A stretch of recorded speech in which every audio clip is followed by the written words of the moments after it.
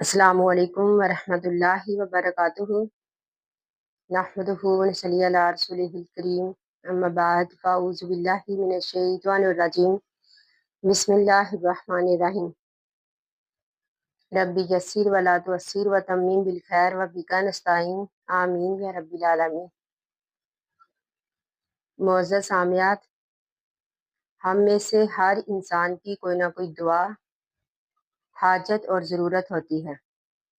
کوئی روزی کی فکر میں ہے، کوئی بیماری سے شفا چاہتا ہے تو کوئی قرض سے نجات چاہتا ہے۔ تو ایسے میں قرآن و حدیث سے ثابت ایک مختصر سی دعا کا ذکر کروں گی، جس کے پڑھنے سے انشاءاللہ اللہ تعالی ہماری ہر مشکل کو دور کریں گے۔ بے شک وہ اللہ تعالی ہماری ہر مشکل دور کرنے پر قادر ہے، ہماری ہر دعا کو قبول کرنے پر قادر ہے، اور یہی ہمارا عقیدہ بھی ہونا چاہیے۔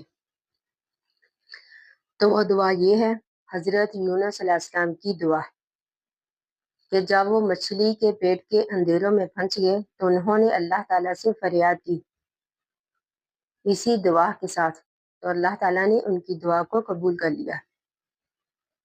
اور وہ دعا سورۃ الانبیاء کی آیت نمبر 87، لا الہ الا انت سبحانک انی کنت من الظالمین، کہ اللہ تعالیٰ بے شک تیرے سوا کوئی معبود نہیں، تو پاک ہے اور میں ظالموں میں سے ہوں۔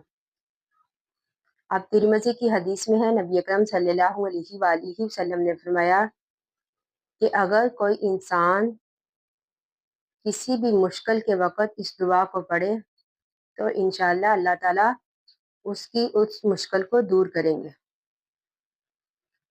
تو اس کے پڑھنے کا طریقہ یہ ہے کہ ہر نماز کے بعد 3، 5 یا پھر 7 مرتبہ پڑھے، کیونکہ حدیث میں ہے، نبی اکرم صلی اللہ علیہ وآلہ وسلم نے فرمایا کہ بے شک اللہ تعالیٰ طاق ہے اور طاق کو پسند کرتا ہے۔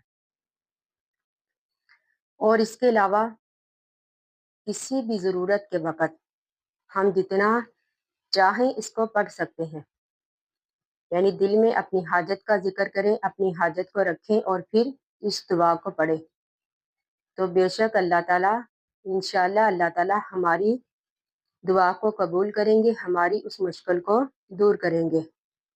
اللہ تعالیٰ سے دعا ہے کہ اللہ تعالیٰ ہمیں ہر حال میں اپنی طرف رجوع کرنے کی توفیق دے اور ہماری ہر مشکل کو دور کرے، ہمیں دنیا اور آخرت میں بھلائی عطا کرے، آمین ثم آمین۔